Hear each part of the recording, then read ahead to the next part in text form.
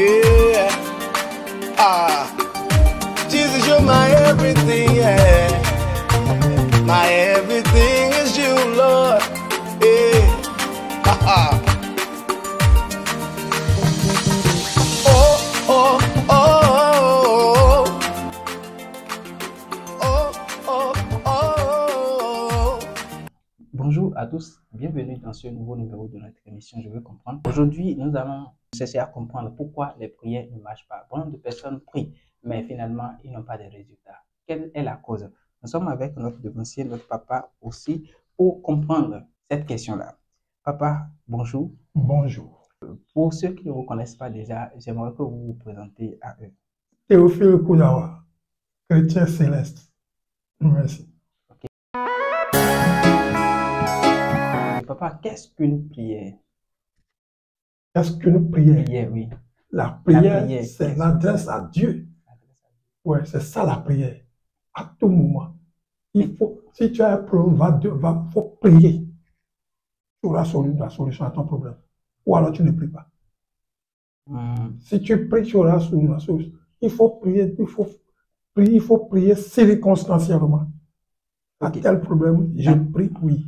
Donc, dit circonstanciellement, dans quelles circonstances il faut prier alors? Il faut prier pour tu as quel problème? Il faut prier selon le problème. Oui. Demande à Dieu, j'ai tel problème, j'ai ci, j'ai ça. Mais avant de prier, avant toute prière, il faut demander la rémission des péchés parce que nous sommes des péchés permanents. En permanent, à tout moment, nous péchons.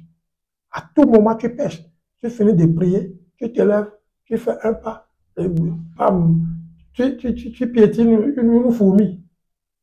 La fourmi meurt.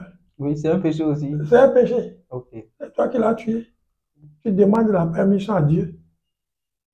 Tu demandes à Dieu de te pardonner tes péchés. Oui. Et si je n'ai pas de problème, c'est une obligation pour moi de prier quand même.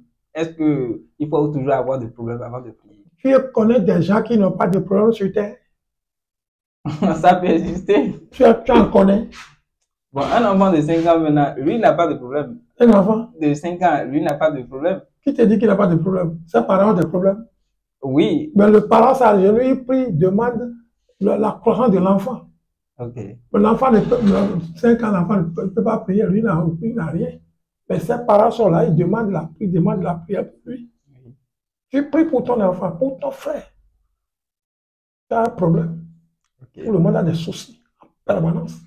D'accord, d'accord. Papa, y a-t-il un inconvénient de ne pas prier? Par exemple, quelqu'un qui ne sent pas un besoin en tant que tel, est-ce qu'il est obligé de prier ou bien quel est l'inconvénient s'il ne prie pas? Papa Chauffard a prié à tout moment. Est-ce qu'on peut dire que Chauffard a des problèmes? Réponds. Ah, je ne peux pas le dire. Ah, bon.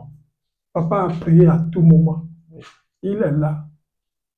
Il a 24 heures dans une journée. 24 heures. Oui. 24 heures. Chauffard n'avait que 4 heures de temps pour s'occuper de ses problèmes personnels. Le reste, c'est la prière.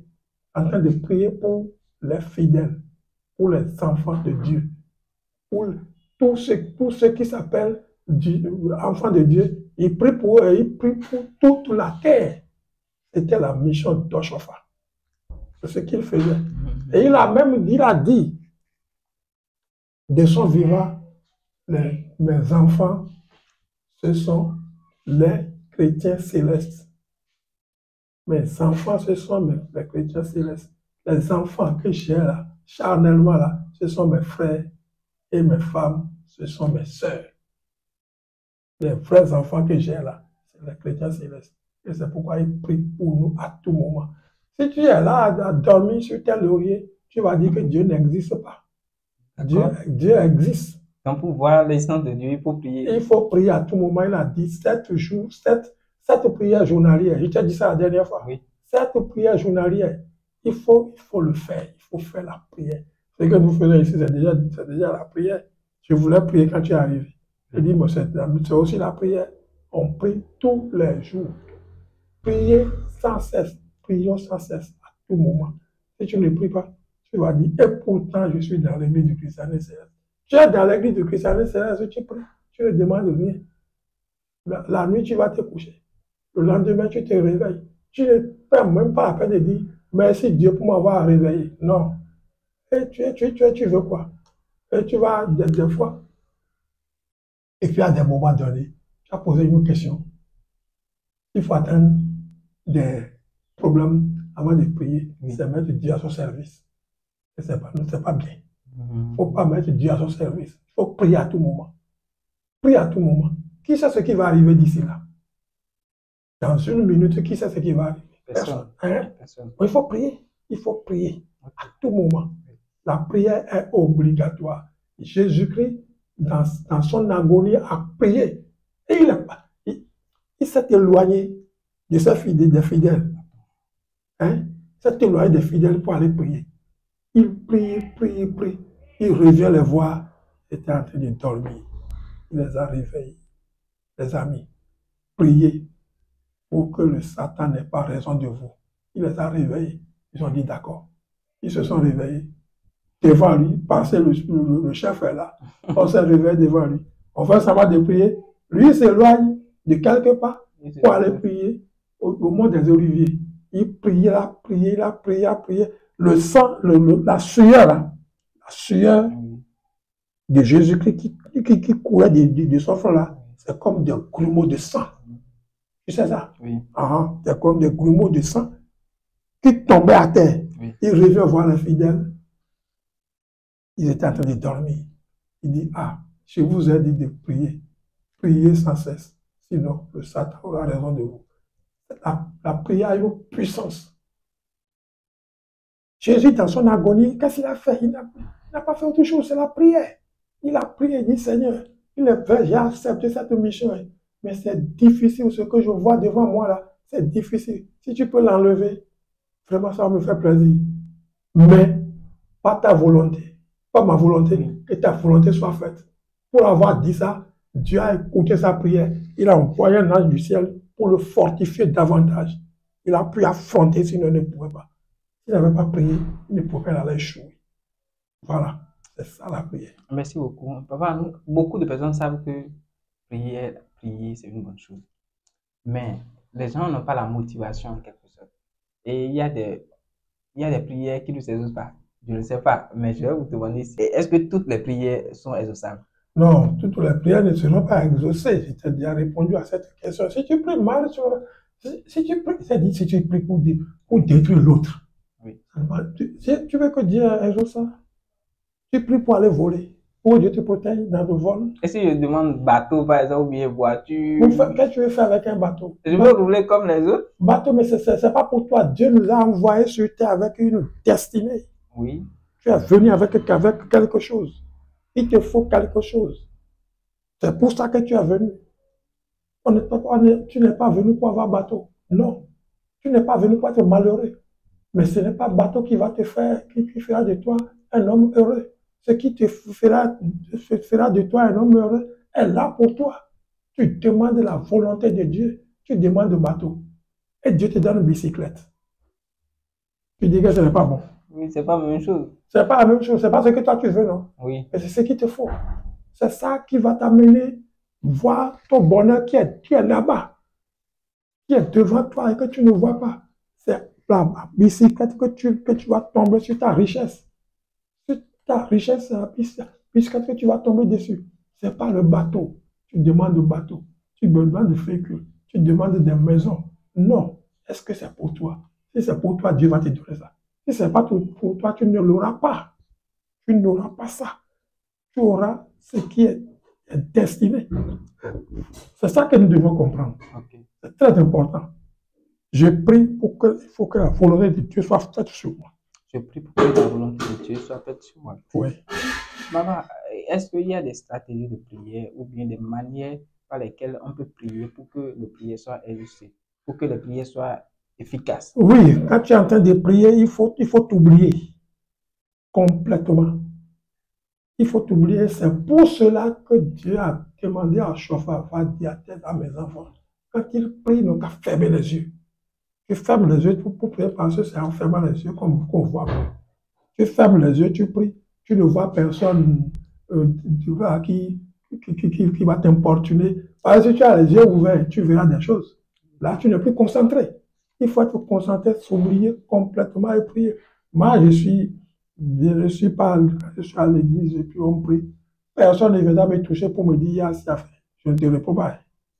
Je ne te réponds pas. On est en train de prier. Je ferme les yeux. Toi, comment tu as fait pour venir me voir? Pour venir à ma place? Pour me toucher? Toi, tu ne pries pas. Laisse-moi prier. Il faut s'oublier pour prier. Si tu t'oublies et tu pries, les prières seront exaucées. Dieu va prendre ce qui est à toi et te donner. Il ne va pas tout te donner parce que c'est pas ce que tu demandes qu'il va te donner. Quand on dit prier en silence, et les gens ils demandent ce qu'ils veulent. Ils demandent, c'est charnel. Les demandes charnelles ne seront pas exaucées. Alors, de quoi contient une prière qui va porter de fruits? La prière qui va contenir. Oui, de fruits. Qu'est-ce que ça va contenir, quoi? Ce que ça va contenir, c'est ça que je t'ai dit. Là, il me semble que tu ne me suis pas là. Oui, vous avez demandé à ce qu'on ferme les yeux. Maintenant, le contenu. J'ai dit qu'il faut fermer, il faut t'oublier. Oui. Il faut t'oublier et prier. Et prier. Oublie-toi et prier. Et demande ce que tu veux. On ne dit pas demander ce que tu veux. Okay. Quand tu demandes ce que tu veux, Dieu sait ce qu'il va te donner. Quand tu n'as qu'à demander parce que tu ne sais pas ce qu'il te faut. Tu ne sais pas ce qu'il te faut. Demande ce que toi tu veux. Tu demandes. Et à la fin, à chaque fois, dit que ta volonté soit faite. Dieu a dit, Jésus-Christ a dit, pas ma volonté, mais la tienne. Et c'est la volonté de Dieu qui s'est faite sur Jésus-Christ ce jour-là. C'est la volonté de Dieu qui s'est faite sur Jésus-Christ ce jour-là. Arrivé à la maison, tu n'as qu'à lire Luc 22, à part de 40e verset, je crois. Hein. Tu verras la suite. Tu verras la suite. Tu crois que Job, dont on parle, Job, malgré tout ça, Job priait fort. Il n'a jamais renié Dieu. Il dit que sa volonté soit faite. Et ça s'est fait. Nous l'avons vu. Oui, mais papa, est-ce qu'on peut faire confiance à la prière? Parce que des fois, on ne sait pas ce que Dieu va faire. On ne sait pas si Dieu va exaucer ce qu'on a dit dans notre prière, c'est-à-dire c'est la volonté de Dieu qui va se manifester. Oui. Voilà que la volonté de Dieu, bon, nous, on se dit peut-être que ce n'est pas notre volonté, ce n'est pas ce que nous voulons. Est-ce qu'on peut maintenant faire confiance à la prière pour agir dans la société? Oui, il faut faire confiance à la prière et agir. Si tu demandes un bateau, revenons là-dessus. Tu demandes un bateau.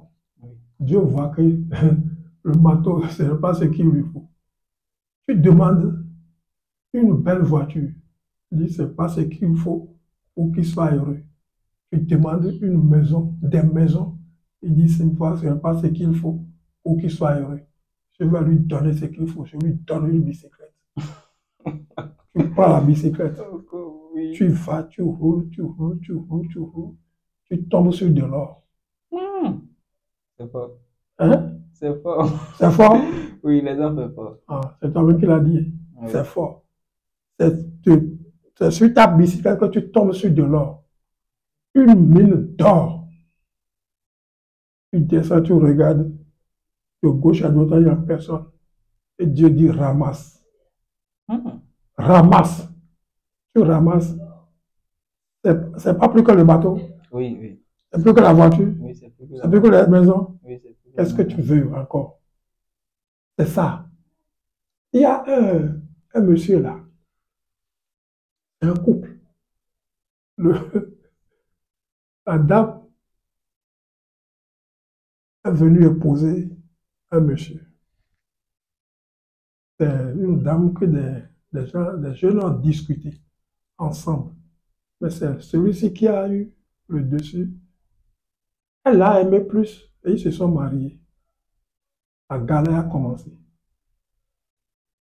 Ils ne pouvaient même pas trouver à manger. Sérieux. Ils trouvent du piment et un peu de pâte pour manger. Ce jour-là, ils sont heureux. De l'autre côté, il y avait un monsieur qui, c'est lui, un de ses courtisans, qui s'est marié, qui a tout. Est bien, très bien. La dame regarde et dit, mais Je pouvais quand même aller poser celui-là, je ne l'ai pas fait. Tant pis pour moi. Elle reste là, avec son monsieur. Où il n'y a rien, rien du tout. Ils sont restés pauvres. Ça marche. Un jour, la dame va glaner dans la brousse pour venir donner à manger, gamme de petits fruits là, de fruits sauvages. On vient de légumes, on va préparer avec piment, sel, un peu, pâte, on mange. Elle tombe sur une mine d'or. C'est rien, pas de la blague. Toutes les fois qu'il parle à son mari dit Dieu pourvoira. On sera ici tranquille et Dieu il va s'occuper de nous. On va continuer à prier. Un jour, Dieu va nous sauver. La dame tombe sur une mine d'or. Elle vient dire à son mari, il y a une mine d'or que j'ai trouvée.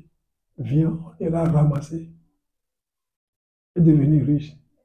Il y a une mine d'or qui appartient à qui? Dieu a dit de ne pas voler. La dame dit, ce n'est pour personne. Comment tu peux dire que ce n'est pour personne? C'est pour quelqu'un. Non, non, moi je ne fais pas ça. Si c'est pour moi, Dieu va me donner ça un jour. Ce garçon-là est fou, quoi. Il va voir son homme, son ex. Il dit, voilà, la souffrance, et je trouve une mine d'or. Je demande à mon mari, parce qu'il ne pas permettre à la dame de prendre l'or. C'est un homme qui va prendre ça. Je demande à mon mari de venir prendre. Et il raconte des choses. Viens prendre l'or, et puis je vais te rejoindre, on sera ensemble. Lui, il va. Il prend le sac d'or. Il va dans sa maison. Il ouvre le sac. C'est des abeilles qui trouvent dedans. Au lieu de l'or, c'est des abeilles. Et une abeille rentre dans ton nez, c'est fini. Hein? Il évolue, tu meurs. Comment ça? Il a pris la dame, dit, non seulement tu as refusé de me poser, tu veux me tuer. Il dit, non, je t'ai donné de l'or. Il dit, tu m'as donné de l'or. D'accord, retourne à ton mari. Et puis, demain, je viendrai. Je vais me cacher quelque part là. Tu sors, et puis je te prends, on va rentrer. Prends le sac d'or, le sac d'abeilles là. Il va, le soir, il voit l'homme, sa femme, et dans le salon, en train de manger leur piment. Il s'est mis doucement là, tout doucement, prend le sac. Il jette dans le salon et il fuit. Le sac est tombé, oui. Ça s'est ouvert, c'est plein d'or. Ah oui. Ça s'est transformé encore en or. Ah oui. Les abeilles. Oui. Comment ça s'est... Je n'ai pas compris. Je n'ai pas compris. C'est pour eux. C'est pas pour l'autre. L'autre priait beaucoup pour avoir de l'or. L'or là, c'est pas pour lui. Ceux-ci priaient beaucoup pour avoir de l'or. L'heure arrivée, c'est pour eux. C'est la prière, pas autre chose. Ouais. Et c'est ce qu'il y a à toi que Dieu va te donner. Voilà. Quelqu'un d'autre ne peut pas prendre notre bonheur. Jamais. Jamais, jamais. Il ne peut pas. Il va prendre son bonheur. Ce qui est à nous est obligé de nous revenir. C'est toujours. C'est à toi. Ça va te revenir. Merci beaucoup. Merci énormément. Merci beaucoup. Et quel est votre mot de fin concernant le thème qu'on vient de développer? La prière. Toujours la prière. Et attendre la volonté de Dieu. Toujours. Il ne faut jamais oublier de prier. Et demander, il ne faut jamais oublier de demander l'accomplissement de la volonté de Dieu. C'est ça qui va nous sauver. Et il y a une seule échelle pour aller au ciel, c'est Jésus-Christ, pas autre chose.